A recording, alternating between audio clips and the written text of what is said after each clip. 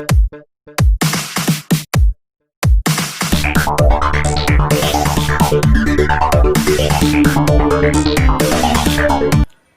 Dear students, welcome to the phys frame. IIT JAM की mathematical physics की सीरीज में इससे पिछली वीडियो में हमने कॉम्प्लेक्स नंबर्स देखा था। इस वीडियो में हम कॉम्प्लेक्स नंबर से based previous years question papers IIT JAM के सॉल्व करेंगे। तो आइए चलिए स्टार्ट करते हैं। देखिए फर्स्ट क्वेश्चन है, it says represent complex number 1 divided by 1 minus iota in the complex plane. So z is equal to 1 divided by 1 minus iota, इसे आपने कॉम्प्लेक्स प्लेन में ड्रॉ करना है। तो देखिए सबसे पहले हम देखें तो ये है z1 बाय z2, ठीक है। तो इसको हमें सबसे पहले रेशनलाइज करना पड़ेगा। तो रेशनलाइज करते हैं इसको 1 plus iota divided by 1 plus iota, ठीक है, rationalise.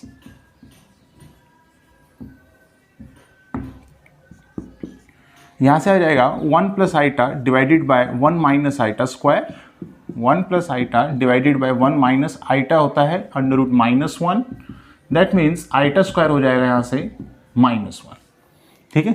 So you put it down here and then 1 plus iota divided by 2, that means half plus iota bye 2। अगर हम इसको कंपेयर करें z को x प्लस आइटा y से, then we are getting x is equal to y is equal to half, that means 0.5।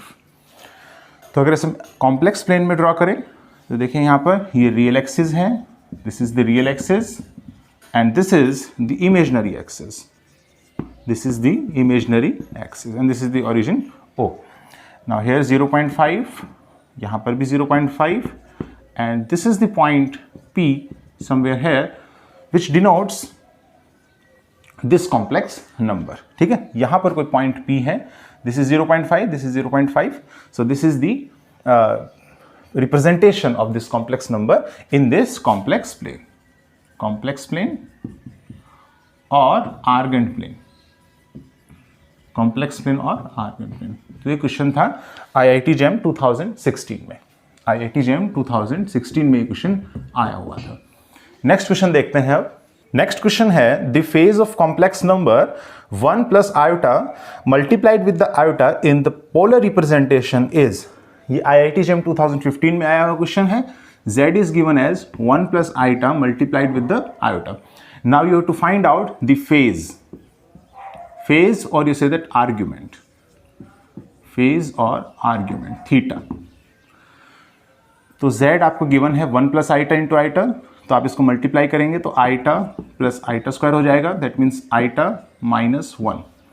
इसको compare करते हैं x plus iota y से, then we are getting x is equal to -1 and y is equal to +1, ठीक है। तो अगर इसको complex plane में अगर हम ड्रॉ करें, then this is the real axis, this is the imaginary axis. Now x is equal to -1 somewhere here and y is equal to 1 is somewhere here. Now this is the point P and you have to find out what is this angle. What is this angle? Now what is this angle?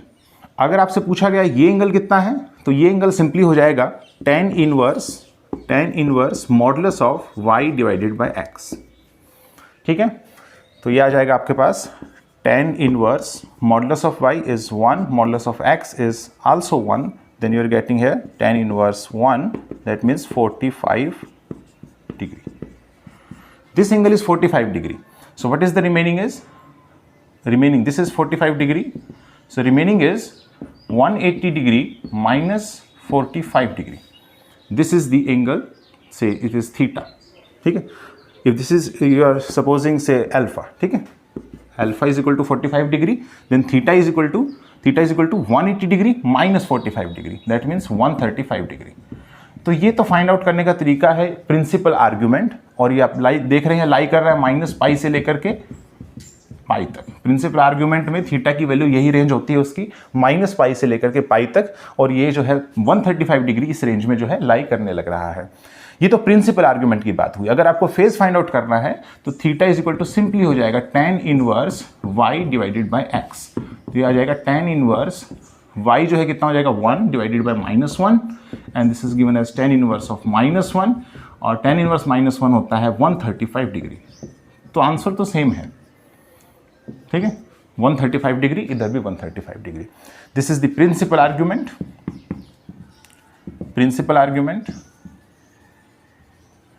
And this is the argument. यहां पर अगर देखें तो argument unique नहीं होता है, लेकिन principal argument यहां पर यूनिक होता है क्योंकि उसकी वैल्यू -π से लेकर के π तक की रेंज में होता है. ध्यान रखेंगे, प्रिंसिपल आर्ग्यूमेंट यूनिक है, आर्ग्यूमेंट यूनिक नहीं होता है. इस केस में 135 डिग्री और ये 135 डिग्री आपस में मैच कर रहा है, तो यहां आर्ग्यूमेंट और प्रिंसिपल आर्ग्यूमेंट इक्वल है. लेकिन हर केस में ये जरूरी नहीं है कि आर्ग्यूमेंट और प्रिंसिपल आर्ग्यूमेंट दोनों आपस में बराबर हो, क्योंकि ये यूनिक नहीं होता है और ये यूनिक होता है. ठीक है, so answer is 135 degree. Next question देखते हैं. थर्ड क्वेश्चन है, the value of this integral along the line 3y is equal to x is. ये IIT-JEM 2019 में आया क्वेश्चन है. You have to find out the modulus of 0 to 3 plus iota z bar to the whole square dz and the whole square along the line 3y is equal to x. This is the question which comes out to be in the IIT-JEM 2019. देखिए z क्या होता है, z is x plus iota y. Then dz, यहाँ से dz अगर हम find out करें तो dz हो जाएगा यहाँ dx प्लस आइटा dy. अब dx की वैल्यू इस लाइन पर देखते हैं, dx की value dx is equal to 3dy हो जाएगा. dx is equal to 3dy, ये वैल्यू यहाँ पुट करते हैं, then it comes out to be 3dy plus iota dy. ये आ जाएगी dz की वैल्यू. अब बात करते हैं z कंजुगेट. तो z होता है x plus iota y, that means z conjugate की वैल्यू हो जाएगी x minus iota y. x minus iota y, इसका होल स्क्वायर करते हैं, then it comes out to be x square plus iota y to the whole square minus 2 iota xy. यहाँ से देखें तो ये आ जाएगा x स्क्वायर और ये हो जाएगा iota square is -1, so minus y square minus 2 iota xy. ठीक है, अब यहाँ पर x की वैल्यू पुट करते हैं, 3y है, so this comes out to be 3y का whole square, that means 9y square minus y square minus 2 iota. x की वैल्यू है 3y and multiplied with the y. It comes out to be 8y square minus 6 iota y square. अब ये सारी की सारी values यहाँ पर plug करते हैं, then the integral becomes 0 to, देखिए यहाँ पर अगर देखें तो z कितना है, 0 है, दैट मीन्स x भी 0 है, y भी 0 है, तो y की लोअर लिमिट है वो कितनी हो जाएगी, 0 हो जाएगी. क्योंकि हमें जो इंटीग्रल करना है वो किसके रेस्पेक्ट में करना है, हमें y के रेस्पेक्ट में इंटीग्रल करना है, क्योंकि मैंने x को यहाँ से रिप्लेस कर दिया है इन टर्म्स ऑफ y. अब अगर अपर लिमिट देखें तो z कितना है, 3 प्लस आइटा. इसको कंपेयर कीजिए x प्लस आइटा y से, तो y कितना आ जाएगा, x प्लस आइटा y से अगर कंपेयर करें तो y की वैल्यू कितनी आ जाएगी, 1 आ जाएगी y की वैल्यू. तो अपर लिमिट 1 चली जाएगी. यहाँ पर z कंजुगेट का होल स्क्वायर है, इसकी वैल्यू है 8y square minus 6 iota y square, और dz की जो वैल्यू है, dz की वैल्यू है 3dy प्लस आइटा dy. ठीक है, ये आ जाएगा यहाँ से, and this is whole square. अब इस इंटीग्रल को सॉल्व करते हैं. मॉडुलस ऑफ इंटीग्रेशन 0 to 1, अंदर देखिए मल्टीप्लाई करते हैं, then we are getting 24y square dy plus 8 iota y square dy and minus 18 iota y square dy and then minus 6 iota into iota, but iota into iota is iota square, which is -1, so this goes plus 6, so plus 6 and y square dy and modulus square. ठीक है, यहाँ से आ जाएगा, देखिए integration करते हैं हम इसके, 24y³ by 3 0 to 1 plus 8 iota y³ by 3 limit 0 to 1 minus 8 iota y³ by 3 0 to 1 and plus 6y³ by 3 0 to 1 and modulus whole square. अब यहाँ से अगर हम देखें, देखिए अपर लिमिट हम पुट करते हैं, then we are getting upper limit में 24/3, ठीक है, लोअर लिमिट 0, प्लस में 8 iota by 3 minus 18 iota by 3 and plus 6/3 modulus whole square.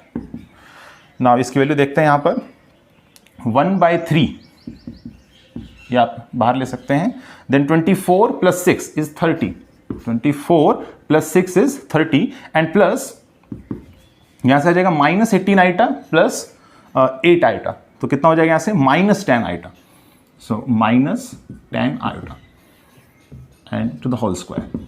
ठीक है, इसकी वैल्यू कितनी आ जाएगी, अंडर रूट ऑफ, देखिए आ जाएगा 30 का होल स्क्वायर प्लस 10 का होल स्क्वायर और फिर इसका मॉडुलस तो ये हो गया और इसका स्क्वायर लग रहा है यहाँ पर, तो स्क्वायर इससे कैंसिल हो जाएगा and your answer is 1/9 and this is 900 plus 100 that means 1000 divided by 9, that means this value comes out to be 111.11, ये वैल्यू आ जाएगा अप टू 2 डेसिमल प्लेसेस। इसका आंसर कितना आ जाएगा 111.11। So this is the answer. Next question देखते हैं। The value of summation n is equal to 0 to infinity r to the power n sin n theta for r is equal to 0.5 and theta is equal to π/3 is, ये IIT JAM 2014 में आया question है।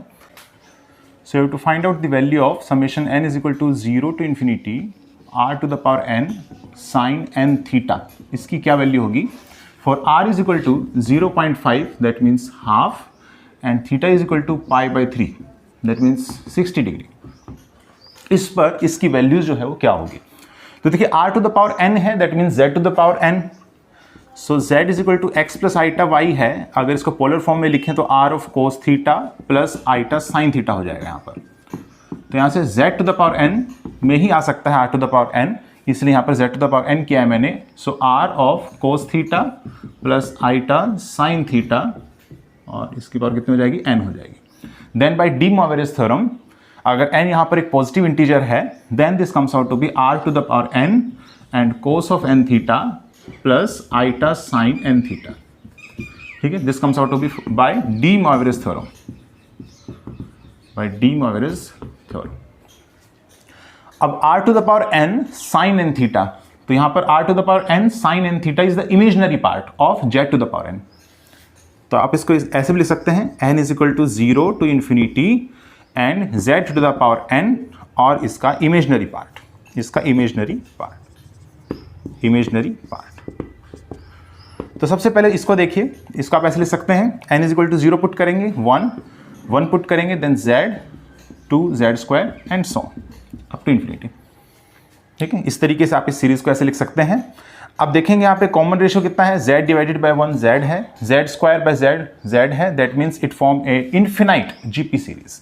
ठीक है, it is infinite GP series, geometric progression series. a की वैल्यू क्या है यहाँ पर, that means first term is 1 and common ratio r is equal to z। Sum of the infinite GP series the formula is a divided by a minus r, तो value कितनी आ जाएगी यहाँ पे 1 डिवाइडेड बाय 1 माइनस z। इसका देखना है हमें imaginary part क्या होगा, तो 1 डिवाइडेड बाय 1 माइनस z क्या होगा, देखिए यहाँ पर imaginary part of 1 divided by 1 minus z। आप इसका से लिख सकते हैं 1 डिवाइडेड बाय 1 माइनस z की वैल्यू है r cos theta plus iota sine theta. अच्छा, यहाँ पर r की वैल्यू पुट करेंगे हाफ। ठीक है, कोस ऑफ थीटा की वैल्यू कितनी है 60 डिग्री, कोस 60 डिग्री कितना होता है, cos 60 degree is half plus iota sine 60 degree is under root 3/2, so the value is 1/4 and plus iota root 3/4, so this value comes out to be 1 divided by 1 minus 4 minus iota root 3/4 और ये value आपके पास आ जाएगी 3/4, सो 3/4 minus iota root 3/4। ये value नहीं आई अभी क्योंकि ये है z1/z2 फॉर्म। ठीक है, z1/z2 फॉर्म है, रेशनलाइज करना पड़ेगा अभी हमको, तो रेशनलाइज करते हैं इसको एक बार। सो रेशनलाइज करेंगे इसको तभी हम इमेजिनरी पार्ट निकाल पाएंगे। रेशनलाइज अगर हम इसको करें then 1 divided by 3/4 minus iota root 3/4 multiplied with the 3/4 plus iota root 3/4 divided by 3/4 plus iota root 3/4। तो न्यूमरेटर में आ जाएगा 3/4 प्लस आइटा रूट 3/4 और डिवाइड में चला जाएगा divided by this comes out to be 3/4 to the whole square that means 9/16 and plus ये हो जाएगा, देखिए माइनस है यहाँ पर और ये हो जाएगा minus iota square that means plus हो जाएगा यहाँ पर, तो प्लस और रूट 3/4 इसका होल स्क्वायर करेंगे तो 3/16 हो जाएगा, √3/4 का whole square is 3/16. So this value is 3/4 plus iota √3/4 and this comes out to be 12/16. And 12/16 is ये हो जाएगा 3/4. So this is 3/4. Now this comes out to be 1 plus iota √3/4 into 4/3. So this comes out to be √3. So you can write down here imaginary part of 1 plus iota और यह आ जाएगा 1/√3. So इसके imaginary part की value कितना आ जाएगा 1/√3. ठीक है. So answer is 1/√3. इस तरीके से हम इसको सॉल्व करेंगे इस क्वेश्चन को. नेक्स्ट क्वेश्चन देखते हैं. If Z1/Z2 modulus is 1 and argument of Z1/Z2 is equal to 0, then Z1/Z2 is equal to what? So you have to given Z1/Z2 modulus, this is 1, argument of Z1/Z2 is equal to 0, then Z1/Z2 की value जो है वो क्या होगी. यहां पर Z1 और Z2 आपको सपोज करना होगा. ठीक है, क्योंकि इसके मॉडुलस की भी बात की गई है यहां पर और इसके आर्ग्यूमेंट की भी बात की गई है, तो आपको Z1 और Z2 सपोज करना होगा. So let me suppose Z1 is equal to R1 cos θ1 plus iota sin θ1 and let Z2 is equal to R2 cos θ2 plus iota sin θ2. यहां पर Z1 भी हमने मान लिया, Z2 भी यहां मान लिया. अब देखिए गिवन है Z1/Z2 का मॉडुलस इज इक्वल टू 1, तो इसका हम प्रॉपर्टी जानते हैं. इसका प्रॉपर्टी मैंने लिखवाया था. Z1/Z2 का मॉडुलस होता है Z1 modulus divided by Z2 modulus. This is given as 1. Z1 का मॉडुलस होगा यहां पर R1 लिख दिया, डिवाइडेड बाय Z2 का मॉडुलस होगा R2 and this ratio is 1. That means R1 is given as R2. Simply आपको R1 और R2 क्या गिवन है, इक्वल गिवन है. नेक्स्ट है आर्ग्यूमेंट ऑफ Z1/Z2. इसकी प्रॉपर्टी होती है, इसकी प्रॉपर्टी मैंने लिखवाई थी. Argument of Z1/Z2 is argument of Z1 plus argument of Z2 and this is given as 0. Z1 का आर्ग्यूमेंट कितना है, θ1 है, सो θ1 लिखेंगे. प्लस में Z2 का आर्ग्यूमेंट कितना है, θ2 है, θ2 लिखेंगे. This is given as 0. यहां से आपके पास आ जाएगा θ1 is equal to minus θ2. θ1 is equal to minus θ2. अब आपने फाइंड आउट करना है Z1/Z2 फाइंड आउट करना है. देखिए R1 is equal to R2 आ गया और θ1 इज इक्वल टू माइनस θ2 आ गया. तो यहां से Z1/Z2 हो जाएगा R1 cos of θ1 plus iota sin θ1 और Z2 हो जाएगा यहां पर R2 कितना है, R1 ही है, सो R1 लिख देंगे यहां पर. cos θ2 कितना है, माइनस θ1 हो जाएगा, so cos of minus θ1 plus iota sin of θ2 कितना है, minus θ1. This is given as R1 to the whole square and देखिए यहां से आ जाएगा cos θ1 plus iota sin θ1 and this is multiplied with the, देखिए cos of minus theta is cos theta, so cos of θ1 and sin of minus theta is minus sin theta, so this is minus iota sin θ1. Now this comes out to be R1 square and this is cos square θ1 minus iota square कितना होता है, -1 होता है, so minus got plus, so plus sin square θ1 and this comes out to be 1, so answer is R1 square. ठीक है. Simply अगर आप Z1/Z2 में R1 की जगह R2 रखेंगे और θ1 की जगह माइनस θ2 रखेंगे तो आंसर आपके पास आ जाएगा R2 स्क्वायर. तो answer is same, R1 square भी हो सकता है, R2 स्क्वायर भी हो सकता है and both are the square of the modulus of this Z1. ठीक है, और Z2. So answer is Z1/Z2 की वैल्यू आ जाएगी Z1 मॉडुलस का होल स्क्वायर और Z2 मॉडुलस का whole square. This is R1 square, this is R2 square. So answer ये भी हो सकता है, आंसर ये भी हो सकता है Z1/Z2 का. ठीक है. नेक्स्ट क्वेश्चन देखते हैं. नेक्स्ट क्वेश्चन है multiplying a complex number Z by 1 plus iota rotates the radius vector by an angle of. तो शुरू में तो Z है, फिर हमने Z को मल्टीप्लाई कर दिया है 1 प्लस आइटा से. ठीक है, तो यहां पर अगर थीटा है तो यहां पर थीटा डैश समथिंग इसकी वैल्यू क्या होगी ये पूछा गया है. ठीक है, तो Z in terms of theta exponential form देख लेते हैं. यहां पर Z का एक्सपोनेंशियल फॉर्म होता है RE to the power iota theta.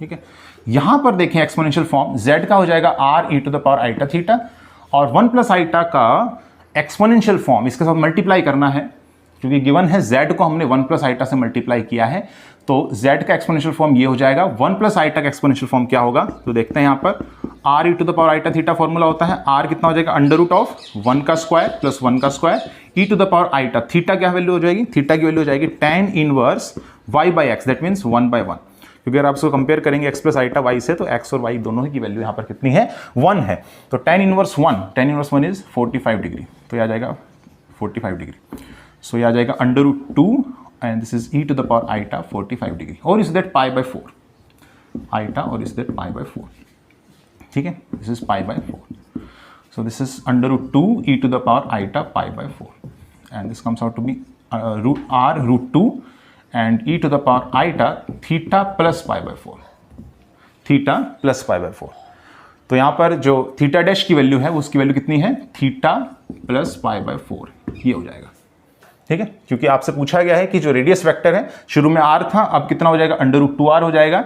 ये जो रेडियस वेक्टर है ये कितना रोटेट किया, तो कितना रोटेट किया, तो देखिए यहाँ शुरू में थीटा था, अब थीटा प्लस पाई बाय 4 हो गया, मतलब समथिंग ऐसा हो गया कि थीटा अगर है, मान लीजिए ये थीटा है यहाँ पर, और अब कितना रोटेट हो गया 45 डिग्री इस वाले डायरेक्शन में, और 45 डिग्री रोटेट हो गया, that means anti clockwise direction में और ज़्यादा 45 डिग्री रोटेट हो गया। अगर इनिशियली जो है आपके पास थीटा था तो अब कितना हो गया, theta plus pi by 4, so हम आंसर में लिख सकते हैं it rotates, that means radius vector now rotates, the radius vector rotates by an angle of 45 degree और pi by 4 anti clockwise, so the answer is 45 degree anti clockwise, ये rotation हो जाएगा, 45 degree anti clockwise rotation हो जाएगा, that means theta plus pi by 4। Next question देखते हैं, the principal argument of the complex number -1 minus iota. देखिए z की value given है -1 माइनस आईटा, प्रिंसिपल आर्ग्यूमेंट बताना है, प्रिंसिपल आर्ग्यूमेंट, तो ध्यान रखेंगे प्रिंसिपल आर्ग्यूमेंट की रेंज क्या है, थीटा माइनस पाई से पाई, आपका आंसर भी इसी के बीच में आना चाहिए, ठीक है, प्रिंसिपल आर्ग्यूमेंट की वैल्यू। तो देखिए यहाँ पे इसको कंपेयर करते हैं x प्लस आईटा वाई से, then we are getting x is equal to -1 and y is also -1, ठीक है, तो ये लाई करेगा in the third quadrant, it lies in third quadrant, that means अगर इस तरीके से हम ड्रॉ करें इन द कॉम्प्लेक्स प्लेन, ये रियल एक्सिस है, ये इमेजनरी एक्सिस है, ये ओरिजिन है, -1 दैट मीन्स यहाँ -1 यहाँ -1, दैट मीन्स दिस पॉइंट, ये हो जाएगा पॉइंट P, ठीक है। अच्छा एंगल कितना हो जाएगा, एंगल देखें तो अगर हम एंगल हो जाएगा आपके पास, ये एंगल हो जाएगा tan inverse modulus of y by x, then this given as tan inverse, this is -1 divided -1, that means tan inverse 1, that means 45 degree, तो ये आ जाएगा 45 डिग्री, ये एंगल 45 डिग्री की वन है। तो थर्ड क्वाड्रेंट में हमें फाइंड आउट करना होता है वैल्यू प्रिंसिपल आर्ग्यूमेंट की, तो देखिए एंटी क्लॉकवाइज इस तरीके से चलेंगे, तो ये एंगल कंप्लीट देखेंगे हम, ये एंगल देखेंगे, हमने डिस्कस किया था, ये थर्ड क्वाड्रेंट में है, तो देखिए ये कंप्लीट तो पाई हो गया, दैट मीन्स 180 डिग्री, और इसमें आपने 45 डिग्री और ऐड करना है, तो 180 डिग्री प्लस 45 डिग्री, क्या आंसर होगा, देखिए ये आर्ग्यूमेंट की वैल्यू होगी, प्रिंसिपल आर्ग्यूमेंट नहीं, क्योंकि फिर ये वैल्यू इस रेंज में नहीं लाई करेगी, ये वैल्यू इस रेंज में लाई नहीं करेगी, तो हम ऐसे रोटेशन लेने की बजाय हम रोटेशन लेते हैं ऐसे, और ये वैल्यू फाइंड आउट कर लेते हैं, ये वैल्यू कितनी आ रही है, दिस इज थीटा, ठीक है, ये वैल्यू ऑब्वियसली 180 डिग्री से तो कम ही होगा, और नेगेटिव डायरेक्शन में है, क्योंकि थीटा अब आप कैसे ले रहे हो, क्लॉकवाइज ले रहे हो, theta in the clockwise sense, हमने एंटी क्लॉकवाइज सेंस में थीटा को पॉजिटिव लिया था, अब क्लॉकवाइज सेंस में थीटा को क्या लेना है, नेगेटिव लेना है। अगर मान लीजिए फोर्थ क्वाड्रेंट होता तो सिंपली हम लिख देते माइनस थीटा आंसर, लेकिन अगर थर्ड क्वाड्रेंट है तो इसकी वैल्यू देखिए कितना हो जाएगी, देखिए ये एंगल कितना है क्लॉकवाइज डायरेक्शन में, माइनस पाई, ठीक है, पाई नहीं है माइनस पाई है, and in the clockwise sense, ठीक है, in the clockwise sense this is minus pi, क्योंकि क्लॉकवाइज सेंस में एंगल जो है क्या ले रहे हैं हम, नेगेटिव सेंस में ले रहे हैं, angle is the negative sense, और जो एंटी क्लॉकवाइज है उसमें पॉजिटिव सेंस में ले रहे हैं, तो ये क्लॉकवाइज सेंस में कितना हो गया माइनस पाई, और इसमें से आपने सब्ट्रैक्ट करना है, कितना सब्ट्रैक्ट करना है, दैट मीन्स माइनस ऑफ, ये एंगल कितना है, ये एंगल देखिए इसी डायरेक्शन में, देखिए in the direction of clockwise -45 degree, clockwise sense में कितना होगा -45 degree, that means -180 degree plus 45 degree, the answer is कितना आ जाएगा यहाँ से, minus of, this answer is 135 degree, -135 degree. ठीक है, ये इस रेंज के अंदर लाई करने लग रहा है, प्रिंसिपल आर्ग्यूमेंट किस रेंज में लाई कर रहा है। So answer is -135 degree, answer is not 180 + 45 degree, that means the answer is not 225 degree. ये आंसर नहीं होगा, आंसर ये होगा, क्योंकि ये आंसर जो है इस रेंज में लाई कर रहा है। लेकिन थीटा की वैल्यू ये भी हो सकती है और थीटा की वैल्यू ये भी हो सकती है। इसलिए मैंने कहा था कि अगर आर्ग्यूमेंट की बात कर रहे हैं तो आर्ग्यूमेंट यूनिक नहीं है, आर्ग्यूमेंट में ये भी आंसर है, ये भी आंसर है, आर्ग्यूमेंट में और भी आंसर आ सकते हैं, क्योंकि हमने बताया था थीटा + 2n पाई। अब n यहां पर तो रन कर सकता है, n = 0 1 2 3 सो ऑन, तो ये तो बहुत सारी वैल्यूज हो सकती हैं। लेकिन प्रिंसिपल आर्ग्यूमेंट क्योंकि इसी रेंज में लाई करना चाहिए तो ये यूनिक होता है, और इस यूनिक की वैल्यू आ जाएगी -135 degree, which is lying in the range this. Next question देखते हैं। नेक्स्ट क्वेश्चन देखिए, हम खुद से दे रहे हैं आपको। कॉम्प्लेक्स प्लेन में एक ट्रायंगल जो है वो फॉर्म होने लग रही है। कॉम्प्लेक्स प्लेन में एक ट्रायंगल फॉर्म हो रही है। आपको वर्टिसेस गिवन है z से, next is iota z and z + iota z। ठीक है, ये आपके पास 3 गिवन है, z, iota z and z + iota z। ठीक है, आपने क्या करना है, आपने इस ट्रायंगल का एरिया फाइंड आउट करना है। ठीक है, कॉम्प्लेक्स प्लेन में जो ट्रायंगल फॉर्म होगा, ठीक है, उसका आपने क्या फाइंड आउट करना है, एरिया। तो देखिए आपके पास 3 वर्टिसेस आएंगे, क्योंकि आप कंपेयर करोगे इन सबको, जब आप वैल्यूज फाइंड आउट करेंगे इसमें, तो आप कंपेयर करेंगे z की वैल्यू x + आइटा y से। तो आप कंपेयर करेंगे जब इसको, तो देखिए यहाँ पर पॉइंट्स आपके पास निकल के आएंगे। से यहाँ से पॉइंट आ रहा है x1 y1, ठीक है, यहाँ से पॉइंट आ रहा है से x2 y2, और यहाँ से पॉइंट आ रहा है x3 y3। ठीक है, x3 y3। तो आप ये बताइए area of triangle which is formed with the 3 points. ठीक है, कोई भी 3 पॉइंट्स जो है आपको गिवन होते हैं, तो उस टाइम पे एरिया ऑफ ट्रायंगल क्या होता है, एरिया ऑफ ट्रायंगल का फॉर्मूला लिख देते हैं। एरिया ऑफ ट्रायंगल का, उसको आप यूज कीजिएगा। एरिया ऑफ ट्रायंगल का जो फॉर्मूला होता है, it is x1 y1 1, x2 y2 1 and x3 y3 1 and modulus. इसकी वैल्यू आपने फाइंड आउट करनी है क्या होगी यहाँ पर। और z की वैल्यू आप, तो z की वैल्यू मैं यहाँ लिख रहा हूँ, z = से 1 + आइटा, 1 + आइटा ले लीजिए। z की वैल्यू 1 + आइटा है, और आपको जो ट्रायंगल फॉर्म होगी z आइटा z और z + आइटा z से जो ट्रायंगल फॉर्म होगी, आपको उसका क्या फाइंड आउट करना है, area in the complex plane. ठीक है, एरिया उसका फाइंड आउट करना है। एरिया का ये फॉर्मूला होता है फॉर एनी 3 पॉइंट्स, जो 3 पॉइंट्स से जो फॉर्म होती है उस ट्रायंगल का जो एरिया होता है वो ये होता है। तो आप कमेंट बॉक्स में इसका आंसर मुझे बताइएगा। ठीक है, सो आज की वीडियो में सिर्फ इतना ही। अगर आपको ये वीडियो पसंद आई है तो आप इसे लाइक कीजिए, कमेंट कीजिए, शेयर कीजिए और चैनल को सब्सक्राइब कीजिए। Thank you.